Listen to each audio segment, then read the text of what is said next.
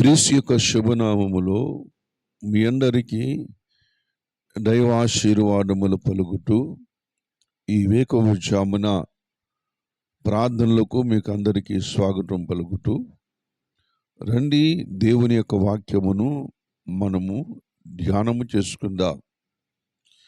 దేవుని వాక్యమును దివారాత్రము దాన్ని ధ్యానించువాడు ధన్యుడు అని పరిశుద్ధ గ్రంథము మనకు తెలియజేస్తూ ఉన్నటువంటి విషయాన్ని బట్టి దేవుని వాక్యమే మన పాదములకు దీపమును, మన త్రోవకు వెలుగై ఉన్నది. దేవుని యొక్క వాక్యమే మనకు జీవాహారమై ఉన్నది. దేవుని వాక్యము ఎల్లప్పుడూ నిలుచును, ఈ వాక్యమును ధ్యానించువాడు కూడా ఎల్లప్పుడూ నిలుచును అనే మాట పరిశుద్ధ గ్రంథములో మన కొరకు వ్రాయబడి ఉన్నది. హల్లెలూయా. రండి దేవుని యొక్క వాక్యమును మనం చదువుకుందాం. పరిశుద్ధ గ్రంథములో నుండి నిర్గమాకాండం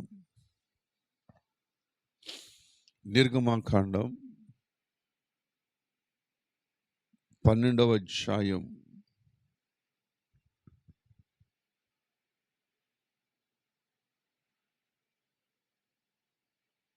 స్తోత్రం. హల్లెలూయా.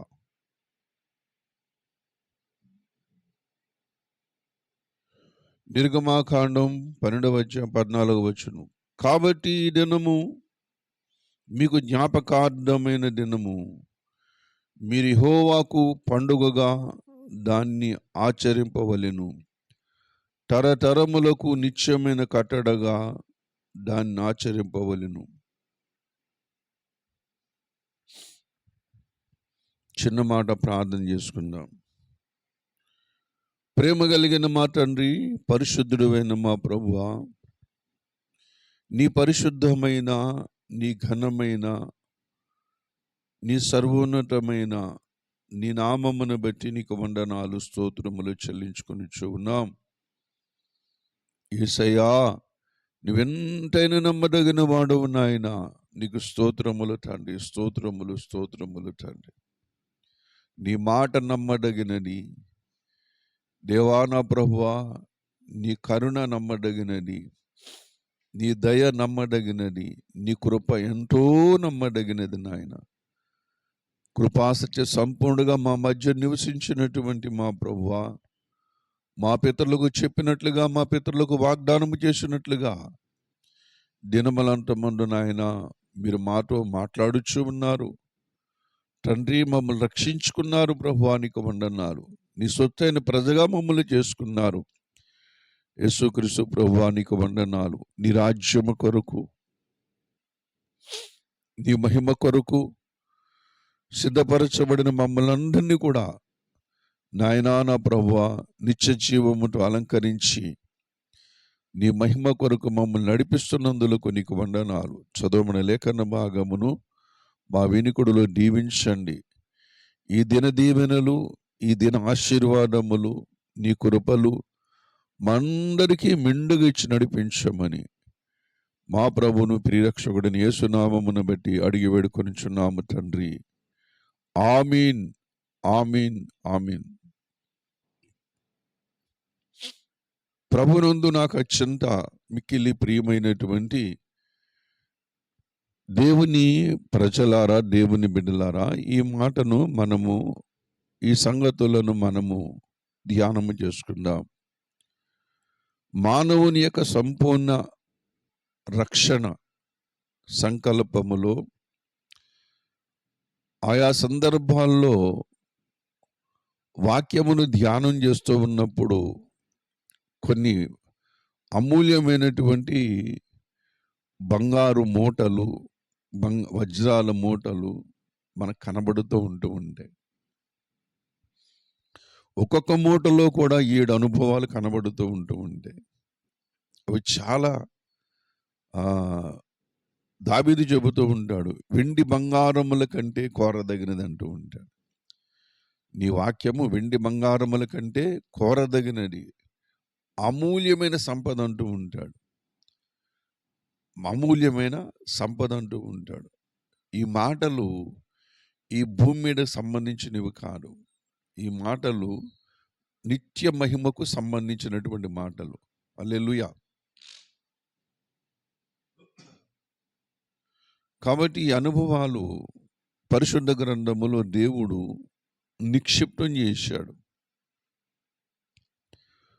భూమిలో దాచబడిన ధనముగా దాన్ని నిక్షిప్తం చేశాడు.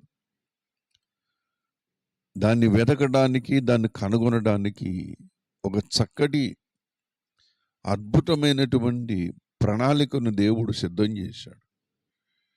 అవి వెతకాలి, అవి మనకు దొరకాలంటే ప్రతి ఒక్కరూ కూడా పరిశుద్ధాత్మను కలిగి ఉండాలి. పరిశుద్ధాత్మ దేవుని యొక్క ఆశీర్వాదములు, దేవుని యొక్క దీవెనలు, దేవుని యొక్క ప్రణాళికలు ఎలాగ ఉన్నాయో మనకు తెలియదు. పరిశుద్ధాత్మ దేవునికి తెలుసు. అందుకని దేవుని యొక్క అమూల్యమైన సంపద మనం వెతకాలంటే పరిశుద్ధాత్మ దేవుడు మనతో ఉండాలి. ఆయన చెప్పినట్లుగా మనం నడుచుకుంటున్నప్పుడు ఈ బంగారు మూటల్లో కానీ, వజ్రాల గనిలో కానీ అమూల్యమైన సంపద దేవుడు మనకు ప్రత్యక్షపరుస్తూ ఉంటాడు. అందులో 7 రోజుల సృష్టి, అందులో ఇశ్రాయేలు ప్రజల యొక్క అరణ్య యాత్రలో 7 అనుభవాలు, అందులో ప్రత్యక్ష గుడారములోని 7 ఉపకరణాలు, అందులో ఇశ్రాయేలు ప్రజలకు దేవుడిచ్చినటువంటి సంతోషకరమైన పండగలు ఇచ్చాడు. అందులో 7 పండగలు కూడా ఉన్నాయి. ఇలా ధ్యానము చేసుకుంటే తరగదు, బైబిల్ తరగదు, ఎన్నైనా వస్తూ ఉంటామండి. ఇంకో విషయం చెప్పనా మీకు, 7 సంఘాలు ఉన్నాయి. 7 సంఘాలు ఉన్నాయి ప్రకటన గ్రంథములు. 7 బూరలు ఉన్నాయి. 1, 2, 3, 4, 5, 6, 7 బూరలు ఉన్నాయి. 7 ఉరుములు ఉన్నాయి. 7 కన్నులు ఉన్నాయి. 7 దీపములు ఉన్నాయి. ఇంకా చెప్పుకుంటే చాలా ఉన్నాయి. ఇవన్నీ కూడా మనము ధ్యానం చేయాలంటే నిజంగా దేవుని సన్నిధిలో కూర్చుని ఉండాలి. కానీ దేవుడు అనేకమైన సంగతులు చెబుతూ ఉంటాడు. వినే ఓపిక, గ్రహించి సమకూర్చుకునే హృదయం మనకున్నట్లయితే దేవుడు అన్నీ కూడా చెబుతూ ఉంటాడు. జ్ఞానమునకు పరిమితి లేదు, దేవునికి పరిమితి లేదు, జ్ఞానానికి పరిమితి లేదు. కాబట్టి జ్ఞానము మరి నివాసములు 7 స్తంభముల మధ్య నుండి జ్ఞానం మాట్లాడుతూ ఉంటుంది, నిర్మించుకొని మాట్లాడుతూ ఉంటున్నాను. ఆ మాటలు ఏంటంటే ఇశ్రాయేలు ప్రజలకు ఆజ్ఞాపిస్తున్న మాటలు ఏంటంటే, మీరు పండగ చేసుకోండి అంటూ ఉంటున్నాడు. మీరు పండగ చేయండి, పండగ వాతావరణం మీలో రావాలి. యేసు ప్రభు నమ్ముకున్న తర్వాత, యేసు ప్రభు మనకు దేవుడిగా దొరికిన తర్వాత, యేసు ప్రభు సన్నిధి సహవాసం మనకు దొరికిన తర్వాత మనము ప్రతిరోజు పండగ వాతావరణం రావాలని చెబుతూ ఉన్నాడు. 7 పండుగల్లో మొట్టమొదటి పండుగ ఏంటంటే పస్కా పండుగ. 7 పండుగల్లో మొదటి పండుగ పస్కా పండుగ. రెండవ పండుగ ఏంటంటే పులియని రొట్టెల పండుగ. రెండవ పండుగ పులియని రొట్టెల పండుగ. మూడవ పండుగ పేరేం పేరంటే ప్రథమ ఫలముల పండుగ. ప్రథమ ఫలముల పండుగ. నాలుగవ పండుగ పేరేంటంటే పెంతుకొస్తు పండుగ. నాలుగవ పండుగ పేరు పెంతుకొస్తు పండుగ. 5వ పండుగ పేరేం పేరంటే బూరల పండుగ. బూరల పండుగ 5వది. 6వది ఏంటంటే ప్రాయశ్చిత్తార్థ దినము. ఇదో పండగ, ప్రాయశ్చిత్తార్థ దినముని పండగ. 7వ పండుగ ఏంటంటే పర్ణశాలల పండుగ. ఈ పండుగ తర్వాత ఇంక పండుగలు లేవు. పర్ణశాలల పండుగ అంటే అందరూ తమ నివాసాలు విడిచిపెట్టి అరణ్యములోనికి వెళ్ళి ఇక పండుగ చేసుకోవడమే. వండుకొని తింటూ డ్యాన్సులు వేసుకుంటూ సంతోషిస్తూ ఆనందిస్తూ భజనలు, కీర్తనలు, పాటలు పాడుకుంటూ దేవుణ్ణి ఆరాధన చేసుకోవడమే. అది విమోచన పండగ, అంటే ప్రభు దగ్గరికి వెళ్ళిపోయినటువంటి పండగ. 7 పండుగలు ఉన్నాయి. అందులో దేవుని బిడ్డలారా, ఈ పస్కా పండుగ, పులియని రొట్టెల పండుగ, ఈ రెండింటి గురించి మాట్లాడుతూ ఉంటాను. ఎందుకంటే సమయము సరిపోదు. 30వ తారీఖు కల్లా ఈ పండుగలు అయిపోవాలి మనకి. ఇవాళ 26వ తారీఖు. ఇంకా మన మధ్యన కొన్ని 4 రోజులు మాత్రమే ఉన్నాయి. కాబట్టి ఈ దినమందు పస్కా పండుగను గురించి, పులియని రొట్టెల పండుగ గురించి మీతో మాట్లాడుతూ ఉంటాను. జాగ్రత్తగా కొన్ని విషయాలు వినండి. మీకు పూర్తిగానే మాట్లాడను, కొన్ని అవుట్లెట్స్ మీకు ఇస్తూ ఉంటాను. దాన్ని బట్టి మీరు ఆ మాటలు మీరు పరిశుద్ధాత్మ దేవుడు మిమ్మల్ని నడిపిస్తూ ఉంటాడు. హల్లెలూయా. అసలు పండగ చేయొచ్చా చేయకూడదా అనే ఒక డౌట్ మనకు ఉంటుంది. పండగలన్నీ కూడా క్రీస్తులోనే ఉన్నాయని కొలస్సీ రాసిన పత్రికలో చెబుతూ ఉంటాడు. పండగలన్నీ కూడా క్రీస్తులోనే ఉన్నాయి. అన్నీ కూడా క్రీస్తులోనే ఉన్నాయి. సృష్టి ఆయనలోనే ఉన్నది. అరణ్యయాత్ర కూడా ఆయనలోనే ఉన్నది. అలాగే ప్రత్యక్ష గుడారం అనుభవాలు కూడా ఆయనలోనే ఉన్నవి. పండగలన్నీ కూడా ఆయనలోనే ఉన్నాయి. పండగ చేయాలంటే చేయమని చెబుతున్నాడు ఆయన. ఇది తరతరములకు నిత్యమైన కట్టడని చెబుతూ ఉంటున్నాడు. మనకు నచ్చినవి చేసి మనకు నచ్చని వదిలేస్తే ప్రభునందు ప్రియమైనటువంటి వాళ్ళరా, వాక్యము నెరవేర్చినట్లు కాదు. కాబట్టి పండగ అనేది చెయ్యండి అని చెప్పేసి మాట్లాడుతున్నాడు మనం చదువుకున్నటువంటి భాగములో. కాబట్టి ఈ దినమున మీకు జ్ఞాపకార్థమైన దగును, మీరు యెహోవాకు పండుగగా దాన్ని ఆచరింపవలెను, తరతరములకు నిత్యమైన కట్టడగా దాన్ని ఆచరింపవలని నిర్గమాకాండం 11వ అధ్యాయం 14వ వచనంలో దేని గురించి మాట్లాడుతున్నాడు? పస్కా పండుగ గురించి, పస్కా బలి పశువు గురించి మాట్లాడుతున్నాడు. మీరు దాన్ని ఇలా తినాలి, సంతోషంగా ఉత్సాహంగా మంచి కొత్త బట్టలు వేసుకొని, చెప్పులు తొడుక్కొని, మీ కర్రలు చేత పట్టుకొని మరి అది తినాలి అని చెప్పేసి మాట్లాడుతూ ఆ పండుగ చేయాలని చెప్పేసి మాట్లాడుతున్నాడు. దేవుని బిడ్డలారా, మొదటి కొరింథీ రాసిన పత్రికలో కూడా చెబుతూ ఉన్నాడు, ఇదే మాట చెబుతూ ఉంటున్నాడు. 5వ అధ్యాయం మొదటి కొరింథీ రాసిన పత్రిక 5వ అధ్యాయము 7-8 వచనాలు చదువుతున్నాను, శ్రద్ధగా ఆలకించండి. మీరు పులిపిండి లేని వారు గనుక క్రొత్త ముద్దవుటకై ఆ పాతదైన పులిపిండిని తీసి పారవేయుడి. అంతేకాక క్రీస్తును మన పస్కా పశువు వధింపబడెను గనుక పాతదైన పులిపిండితోనేనను దుర్మార్గతయు దుష్టత్వమునను పులిపిండితోనేనను కాకుండా నిష్కాపట్యమును సత్యమును పులియని రొట్టెతో పండుగ ఆచరింతుము అంటూ ఉంటాడు. పాత నిబంధన గ్రంథములో నిర్గమకాండములో పండగ చేయమని చెబుతుంది. అలాగే కొత్త నిబంధన గ్రంథములో మొదటి కొరింథీ రాసిన పత్రికలో 5వ అధ్యాయములో పండగను ఆచరించమని చెబుతూ ఉంటుంది. కాబట్టి పండగ వాతావరణంలో ఈ యొక్క పండగను ఆచరించాలి.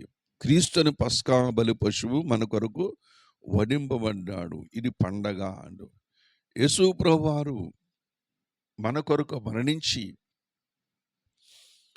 దేవుని బిడ్డలారా, ఈ లోకములో పుట్టి ఈ లోకములో మరణించినటువంటి సిలువ వేయబడిన యేసు ప్రభువారిని బట్టి మనిషికి గొప్ప రక్షణ సిద్ధం చేశాడు గనక మనమందరము కూడా పండగ చేసుకోవాలి.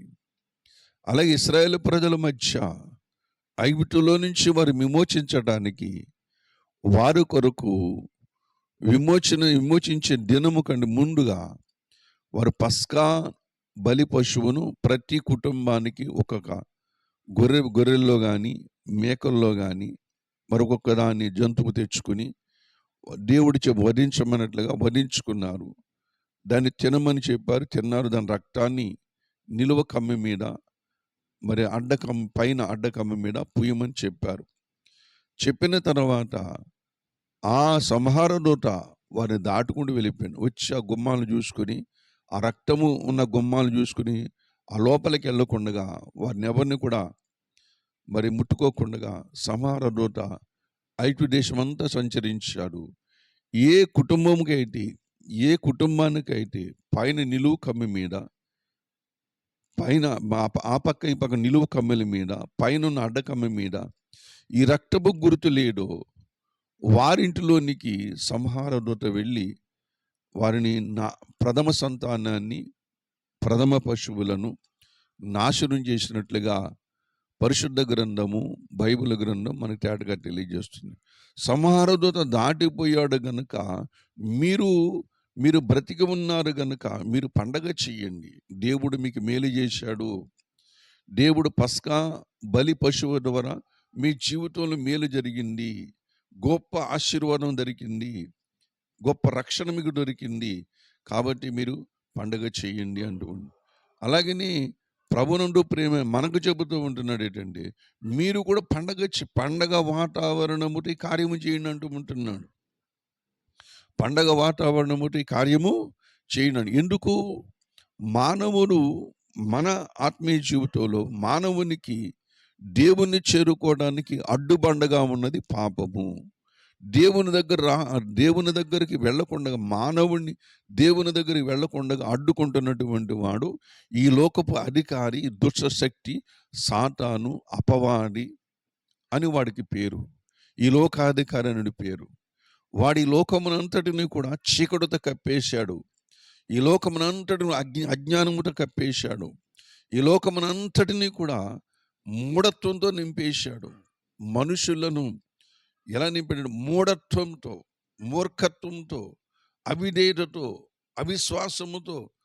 మరి వారు మనుషుల మనోనేత అందరి మనోనేత్రములు గుడ్డితనముగా చేసి పడేశాడు. వినే చెవులు మనుషులకు లేవు. అటువంటి విధంగా మొత్తము లోకానంతను కూడా పాడేసి వాడు కొన్ని విషయాలు కొన్ని ధర్మాలు నిర్ణయించుకుని, ఇదిగో వీటిని పాటించడం చాలు, వీటిని పూజించడం చాలు, ఇదే దేవుడు, నేనే దేవుడిని విగ్రహాల వైపు, ఆచారాల వైపు, మూఢత్వాల వైపు, ప్రభునందు సృష్టిని పూజించడం వైపు, ప్రతిదాన్ని పూజించడం వైపు దుష్టుడు నడిపించేశాడు. అంధకారములో ఉండిపోయారు.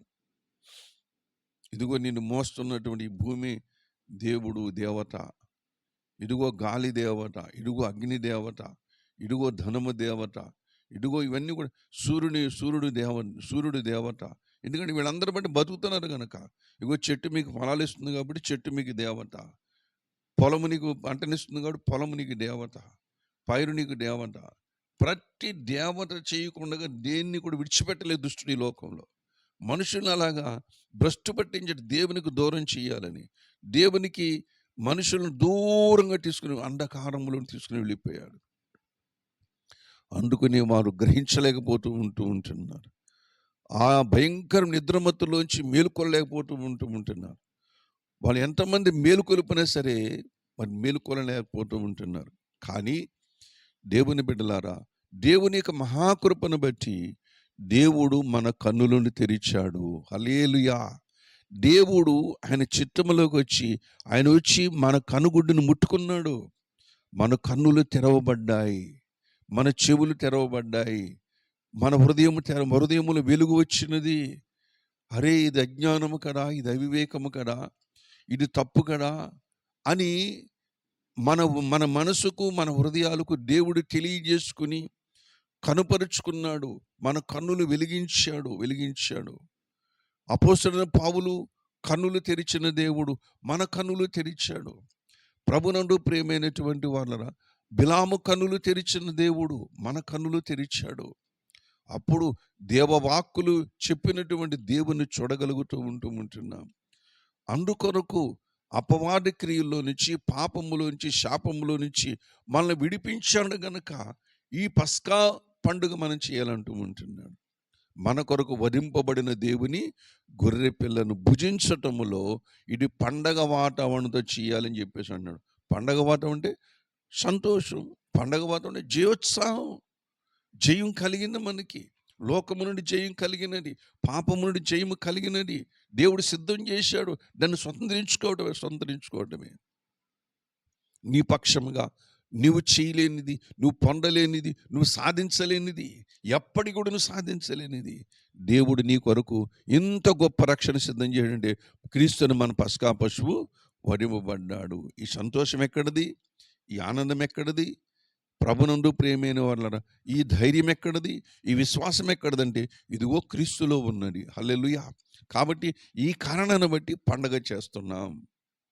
ఈ కారణాన్ని బట్టి పండగ చేస్తూ ఉంటున్నాం. ప్రతి ఆదివారం కూడా దేవుని బిడ్డలారా ఈ పస్కా పండుగలో మనం పాలు పంపులు పంచుకుంటూ ఉంటున్నాం. ఇది పండగ వాతావరణంతో దాంట్లో పాలు పంపులు పంచుకోవాలి. ప్రతి ఆదివారం కూడా ప్రభువు యొక్క బల్ల దగ్గరకు వస్తూ ఉన్నప్పుడు పండగ వాతావరణం స్తుతులతో నింపబడిపోతూ ఉంటాం, ఆరాధనతో నింపబడిపోతూ ఉంటాం. కన్నుల నుంచి ఆనంద బాష్పాలు వస్తూ ఉంటే ఇంత గొప్ప రక్షణకి ఇచ్చి దాచిపెట్టావు, ఇంత గొప్ప మహిమ జీవాన్ని దాచిపెట్టావు, ఇంత గొప్ప మరి గొప్ప ఉన్నతమైనటువంటి మనోహర స్థలములను మహిమను దాచిపెట్టావు ప్రభువా.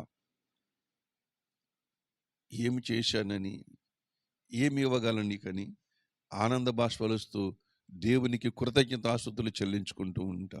దేవుని బిడ్డలారా ఇది పండగ వాతావరణం కాదంటారా? అందుకని ఇశ్రాయేలు ప్రజలు చెబుతున్నాడు, ఇది పండగ వాతావరణం, పండుగను ఆచరించండి, పండుగ ఆచరించండి. ఫరో మీ మీద అధికారం చేయడానికి అవకాశం లేదు, ఫరో అధికారం లేదు, కొట్టి పారేసేయని అంటున్నాడు దేవుడు. ఇక దాసత్వంలోకి వెళ్ళని పని లేదు, బాధపడవలసిన పని లేదు, విచారించవలసిన పని లేదు, దిక్కులేని వారు అనుకునే పని లేదు.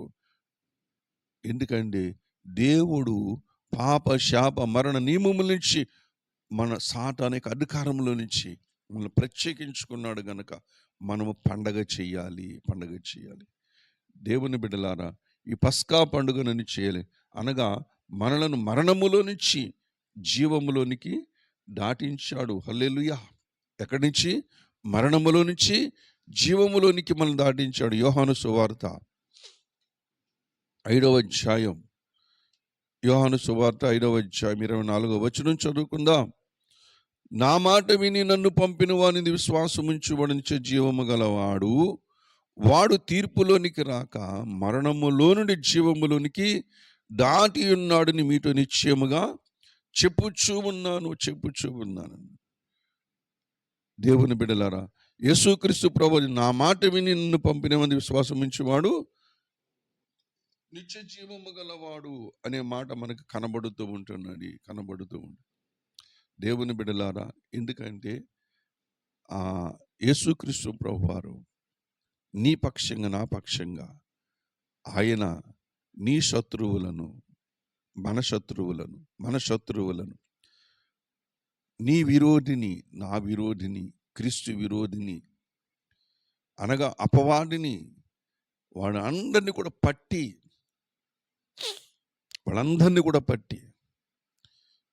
ఏ గ్రంథమైతే అపవాడు గురించి మరి ఆకాశ మండలములో నుంచి 3వ వంతును తోకట ఇడ్చి 2వ ఆకాశానికి భూమికి పంపించాడు, వాళ్ళందరినీ కూడా యేసునాథుడు బంధించాడని లేఖనం చెబుతూ ఉంటున్నాను. వీళ్ళందరూ నీకు ఆటంకపరిచేవాళ్ళు, అడ్డంకులు. ప్రభునందు ప్రియమైనటువంటి వాళ్ళరా, వాళ్ళందరినీ కూడా బంధించి సిలువ విజయోత్సాహముతో మనకు బాహాటము కనబరిచాడు. ఇదిగో వీడే కదా మిమ్మల్ని ఆటంకపరుస్తున్నది, అపవాదే కదా, వాడిని బంధించాను, వాడిని జయించాను, వాడి తల చితక్కొట్టాను, సిలువలు వాడి తల చితక్కొట్టాను. కనుక ప్రజలారా పండగ చేసుకోండి. దేవునితో కలిసి సంతోషంగా ఉండండి, పండగ వాతావరణంతో రండి అని పిలుస్తూ ఉంటున్నాను. ప్రభునందు ప్రియమైనటువంటి వాళ్ళరా, కొలసి రాసిన పత్రిక 2వ అధ్యాయము 15వ వచనం, చాలా పెద్ద వచనం అయినా చదువుతున్నాను, శ్రద్ధగా ఆలకించండి.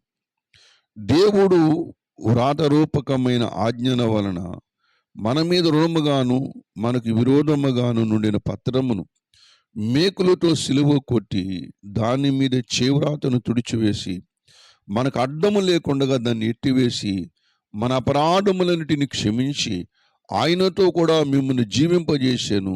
ఆయన ప్రధానులను అధికారులను నిరాయుధులుగా చేసి సిలువ చేత జయోత్సాహముతో వారిని పట్టి తెచ్చి బాహాటముగా వేడుకకు కనుపరిచెను. సాతాను యొక్క పెడరెక్కలు విరిచి, దుష్టుని యొక్క పెడరెక్కలు విడిచి ప్రభునందు వాడిని బంధించి, ఇనుప గొలుసులతో వాడిని బంధించి బాహాటముగా వేడుకను ఇంకా ఆటంకంలో తీసిపోయి ఎట్టిపాడేశాడు. వాడు ఆటంకం చేసేవాడు కానీ ఇప్పుడు ఆటంకం అనేది తీసిపారేసి బంధించి ఒక చోట పడేసి మీరు వచ్చాడని దేవుడు తలుపులు తెరిచాడు, లోకానికి తలుపులు తెరిచాడు, పరలోక ద్వారములు తెరిచాడు. వచ్చేయండి, లోపలికి వచ్చేయండి, ఈ పండగలోనికి వచ్చేయండి అని చెప్పేసి దేవుడు ఈ పండగ చేస్తున్నాను, గొప్ప పండగ చేస్తున్నాను, ఈ పండగలోకి వచ్చేయని చెప్పేసి దేవుడు విజయోత్సాహముతో పిలుస్తూ ఉంటున్నాడు. అందుకని బైబిల్ గ్రంథములో ఒక రాజు తన కొడుకుకి పెళ్ళి చేసే సందర్భం, ఆయన పిలిచే సందర్భం కూడా కనబడుతూ ఉంది మనకి. ఆ సందర్భం మన ప్రభువైన యేసుక్రీస్తు వారి గురించి తండ్రిని దేవుడు గొప్ప విందు చేయబోతున్నాడని చెప్పేసి ఆ పండగలోనికి వచ్చేయండి. బట్టలు నేనే కొనిస్తాను మీకు, నేను బట్టలు నేనే సిద్ధపరిచాను, మీకు ఏమీ కావాలి అన్నీ కూడా భోజనానికి అన్ని నేను సిద్ధపరిచాను, మరి కురువిని వాటితో మీకు విందు చేస్తానని చెప్పేసి దేవుడు పిలుస్తూ ఉంటున్నాడు. అనగా పాపములో ఉన్నటువంటి ప్రజలకు ఎంత గొప్ప భాగ్యము దేవుడు కలిగిస్తున్నాడండి, ప్రభునందు ప్రియమైనటువంటి వాళ్ళరా. కాబట్టి ఇది చేస్తున్నది పండగ ఎవరు? దీనికి కర్త కర్మ క్రియ అన్నీ కూడా యేసు ప్రభువు వారే, దేవుడే చేస్తూ ఉంటున్నాడు. మనం సంతోషించటమే, వెళ్ళి మనం సంతోషించటమే. ప్రభునందు ప్రియమైనటువంటి వాళ్ళరా, ఆ పండగ వాతావరణం రావాలంటే పులియని రొట్టెలతో పండగ చేయాలండి.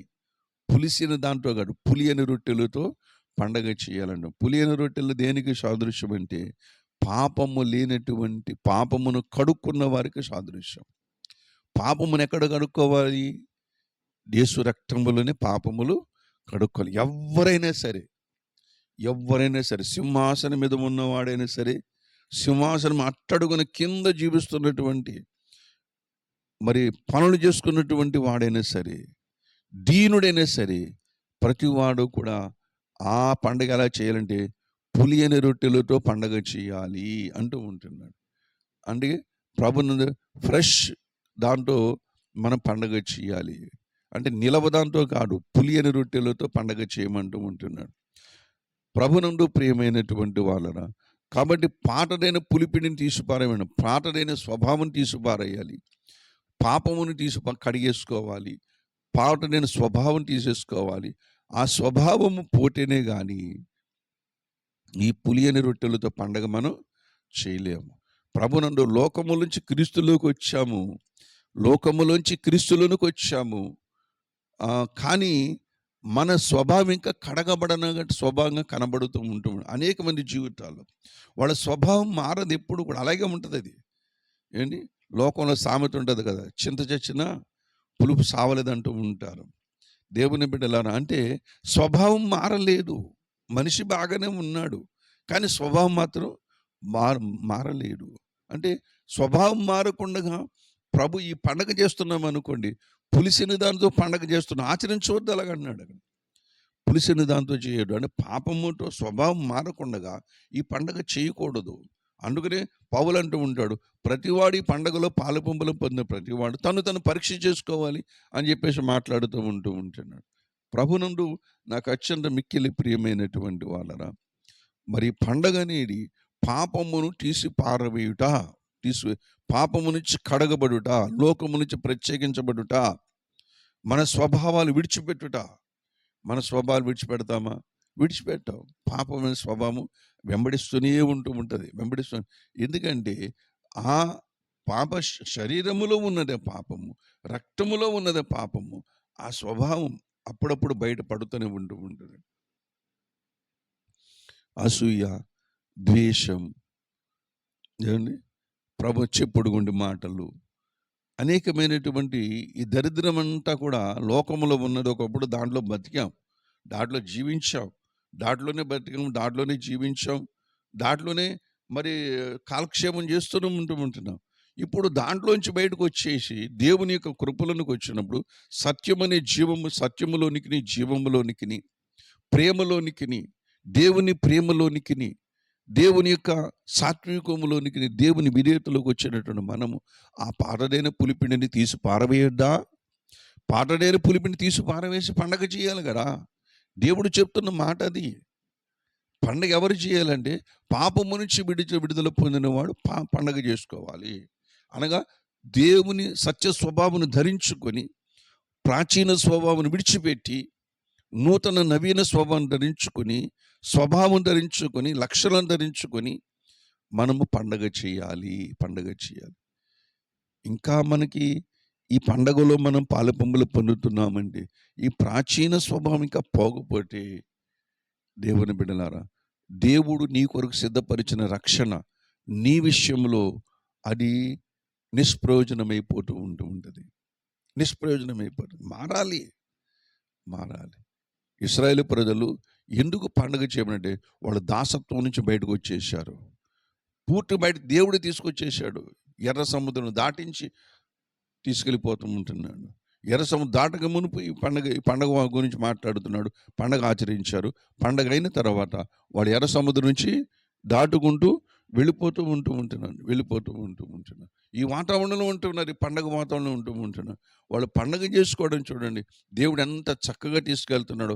వాళ్ళు కష్టపడలేడు, వాళ్ళు ఉద్యోగాలు చేయలేడు, వాళ్ళ వ్యాపారాలు చేయలేడు, వాళ్ళు వ్యవసాయం చేయలేడు. ఏమండి, వాళ్ళు ఉద్యోగాలు చేయలేడు, వాళ్ళ వ్యాపారాలు చేయలేడు, వాళ్ళు కష్టపడి వ్యవసాయం చేయలేడు, ఏ పని చేయలేడు. కానీ దేవుడు 40 సంవత్సరాలు మరి దేవుడు వారిని పోషించాడు. వాడు చెప్పులు అరిగిపోలేదంట, వారు ఒంటి మీద బట్టలు పాతగిలిపోలేదంట, వాళ్ళ కాళ్ళకు వాపు రాలేదంట. ఎంత అద్భుతమైనటువంటి మాటలు బైబిల్ గ్రంథంలో ఉన్నాయి. నెహెమ్యా గ్రంథంలో వాళ్ళ చెప్పులు అరిగిపోలేదంట. ప్రభునందు ప్రియమైనటువంటి వాళ్ళరా, వారు కాళ్ళకు వాపు రాలేదని మరి చెబుతూ ఉంటున్నాడు. నెహెమ్యా గ్రంథములో ఆ మాట మనకు కనబడుతూ ఉంటుంది. దయచేసి చూడాలని ఆశపడుతూ ఉంటున్నాను. నెహెమ్యా గ్రంథములో ఆ మాట కనబడుతూ ఉంటున్నది. దయచేసి చూడండి. నెహెమ్యా గ్రంథము 9వ అధ్యాయం 30వ వచనం నుంచి చదువుతున్నాను.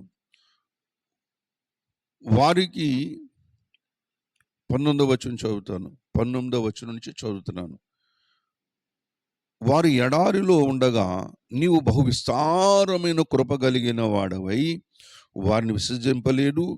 మార్గము గుండా వారిని తోడుకొని పోవుటకు పగలు మేఘస్తంభమును, వారి దారిలో వారికి వెలుగునిచ్చుటకు రాత్రి అగ్నిస్తంభమును వారి పైనుండి వెళ్ళిపోక నిలిచెను. వారికి బోధించుటకు నీ ఉపకారాత్మను దయచేసిటివి. నీవిచ్చిన మన్నాను ఇయ్యక మానలేడు. వారి దాహమునకు ఉదకమిచ్చిటివి. నిజముగా అరణ్యములు ఏమీ తక్కువ కాకుండా 40 సంవత్సరములు వారిని పోషించితివి. వారి వస్త్రములు పాతగిలిపోలేడు, వారి కాళ్ళకు వాపు రాలేడు అంటూ ఉంటున్నాడు. దేవుని బిడ్డలారా, ఎన్ని చక్కని మాటలు చెబుతున్నాడు చూడండి. వాళ్ళకు కాళ్ళకి వాపు 40 సంవత్సరాలు నడిచారంటే, ఎవరికైనా ఒక రోజు నడిచారనుకోండి, కాళ్ళు వాపులు వస్తే ఇంకా లేవడం చాలా కష్టమైపోతుంది ఈ రోజుల్లో అయితే. దేవుని అటువంటి 40 సంవత్సరాలు గుడారాలు మార్చుకుంటూ, గుడారాలు వేసుకుంటూ, గుడారాలు తీసుకుంటూ, మోసుకుంటూ, పశు సంపదతో, పిల్లలతో, కుటుంబాలతో వెళ్ళిపోతున్నటువంటి ప్రజలకు దేవుని బిడ్డలారా, వాళ్ళు పండగ వాతావరణంగా తీసుకుని వెళుతూ ఉంటున్నాడు. హల్లెలూయా. దేవుని బిడ్డలారా, అన్ని ఉపకారాలు చేస్తూ ఉంటున్నప్పుడు వాళ్ళందరూ కూడా అంటే ఐగుప్తుని విడిచిపెట్టి వచ్చారు. కానీ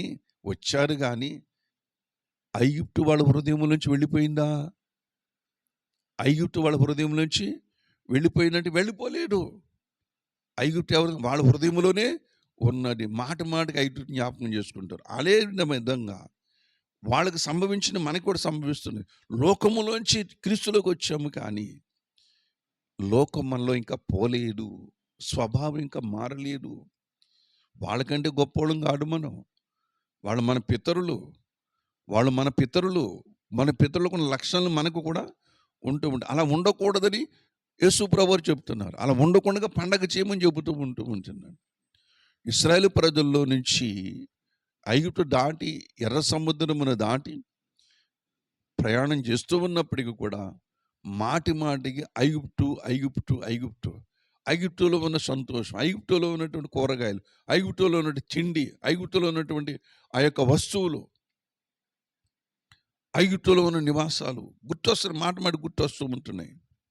గుర్తు చేసుకుంటూ ఉంటున్నారు. స్వభావం మారలా. ఈనాడు క్రైస్తవ స్వభావం కూడా మారలేదు. దేవుడు దాటించాడు, మరణమనే సముద్రం దాటించాడు. కానీ మరణములోంచి జీవంలోకి వచ్చిన తర్వాత మళ్ళా మరణ సంబంధమైన లోకం మన మన మన ఆత్మీయ జీవితంలోకి వస్తూ ఉంటుంది. స్వభావం మారకపోతే ఎట్లా? మనం మార్చుకోవాలి. ద్వేషం పోగొట్టుకోవాలి, అసూయను పోగొట్టుకోవాలి. ఏమండి, ఇది లోకములో ఉన్నాయి, కుళ్ళి కుతంత్రాలు లోకములో ఉన్నాయి. దేవుని ప్రేమను సంతరించుకోవాలి. దేవుని ప్రేమతో మనం ఈ పండగ చెయ్యాలి. ఎదుటి వారితో కానీ ప్రభు సమాజముతో కానీ ఈ పండగ వాతావరణంతో మనం పండగ చేసుకోవాలి, మాట్లాడాలి. ప్రభునందు ప్రియమైనటువంటి వాళ్ళ లోకం మనలో ఉండడానికి వీలు లేదు. లోకం మనలో ఉండడానికి వీలు లేదని పరిశుద్ధ గ్రంథమైన బైబిల్ గ్రంథం తేటగా తెలియజేస్తాడు. అందుకని చెబుతాడు, పులియని రొట్టెలతో పండగ చేయండి. పస్కా పండగ చేయండి. ఎన్ని రోజులు చేయాలి? 7 రోజులు చేయాలి. ఏప్రిల్ మాసం 14వ తారీఖున ప్రారంభమవుతాడు యూదుల క్యాలెండర్ ప్రకారంగా. 21వ రోజు వరకు, 21వ తారీఖు వరకు చేయాలి ఏప్రిల్ మాసంలో. ప్రభునందు ప్రేమైన ఈ వారం రోజులు కూడా పండగ చేయవలసిందే, వాళ్ళ పండగ ఆచరించవలసిందే. దేవుని బిడ్డలారా, మరి ఈ పండగ 7 రోజులు పండగ, 7 రోజులు కూడా పండగ వాతావరణం ఉండాలని మరి ఆ ఇశ్రాయేలు ప్రజలకు ఆజ్ఞాపిస్తూ ఉన్నాడు. మనకి కూడా ఆజ్ఞాపిస్తున్నాడు, ఇది పండగ చేయి, ఇది పండగ వాతావరణం. ఎందుకంటే దేవుడు మీ మీద ఉన్న శిక్షను ఎట్టివేశాడు కనుక పులిసిన దానితో చేయవద్దు, పులియని దానితో చెయ్యండి అని చెబుతూ ఉంటున్నాడు. మరలా ఒక వచనం చదువుకొని మనం ముగించేసుకుందాం. చెప్పుకోవలసిన విషయాలు చాలా ఉన్నాయి కానీ సమయం అయిపోతూ ఉంటున్నది కనుక మనం ఈ మాట జ్ఞాపకం చేసుకున్నాం. 8వ వచనం చెబుతున్నాడు, 1 కొరింథీ రాసిన పత్రిక 5వ అధ్యాయం 8వ వచనం. కనుక పాటరైన పులిపిండితోనైనను అంటున్నాడు. పాటరైన పులిపిండి అంటున్నాడు ఏంటి అంటే ప్రాచీన స్వభావం, ఐగుప్తు యొక్క స్వభావము, ఐగుప్తు యొక్క జీవితము, ఐగుప్తులో ఉన్నటువంటి గడిపినటువంటి పరిస్థితులు, అవన్నీ కూడా ఐగుప్తులు ఎటువంటి ఆచారాలు కలిగి ఉన్నారు, ఎటువంటి బుద్ధి కలిగి ఉన్నారు, ఎటువంటి పరిస్థితులు కలిగి ఉన్నారు, అవన్నీ కూడా విడిచిపెట్టి పాతదైన పులిపిండితో నేను దుర్మార్గతయు దుష్టత్వమును అను పిలిపిండితో నేను, దుర్మార్గతయు అంటే సత్యమునికి వేరుగా కనబడుతూ ఉంటున్నది. దుష్టత్వము, కుటిలత్వము. దుష్టత్వం అంటే ప్రభునందు ప్రేమైనటువంటి పైకి మంచి కనబడదు, లోపల దురుద్దేశం ఉంటుంది. పైకి మంచిగా కనబడతారు, లోపల ఏముంటుంది? దురుద్దేశం. దుష్టత్వం అది అంటే తప్పును కప్పెట్టి పైకి నీతి ముద్ర కనపరుచుకునే పరిస్థితి అన్నమాట అండి. పాపములు కప్పుకొని పైకి నీతి ముద్ర కనిపించే పరిస్థితి. ప్రభునందు ప్రియమైనటువంటి వాళ్ళ దుష్టుని యొక్క తత్వం అటువంటిది. అవమ్మ దగ్గర ఇటువంటి తత్వంతోనే వచ్చాడు, వాడు మోసగాడు. అందుకనే యేసు ప్రభువారు వాడితో దుష్టుడు గురించి చెబుతూ ఉన్నాడు. వాడు అబద్ధికుడును, అబద్ధమునకు జనకుడునై ఉన్నాడు. వాడి స్వభావం అనుసరించి చేస్తూ ఉంటాడు. ఇదే దుష్టత్వము పరలోకములో కూడా సంభవించింది లూసిఫర్ విషయంలో. లూసిఫర్ ఒకప్పుడు మరి గొప్ప కెరూబు, గొప్ప ప్రధానుడు, దూతల్లోకెల్లా ప్రధానుడు కెరూబు. ఒకప్పుడు పరిశుద్ధుడైనటువంటి కెరూబు, ఒకప్పుడు దేవునికి ఇష్టడైనటువంటి కుమారుడైనటువంటి కెరూబు. దేవుని బిడ్డలారా, చీకటితో సంబంధం పెట్టుకుని ఏమి ఎరగనట్లుగా వస్తూ ఉంటున్నాడు. ఎవరి దగ్గరికి? దేవుని దగ్గరకు వచ్చాడు. ఎక్కడికి వెళ్ళావు లూసిఫర్? ఎక్కడికి వెళ్ళావు అంటే, ఎక్కడికి వెళ్ళలేదు, ఇక్కడే ఉన్నాను అంటు అబద్ధం ఆడాడు. తన స్వభావం అనుసరించి అబద్ధం ఆడాడని హెజ్కేలు రాసిన గ్రంథములు చెబుతూ ఉంటాడు.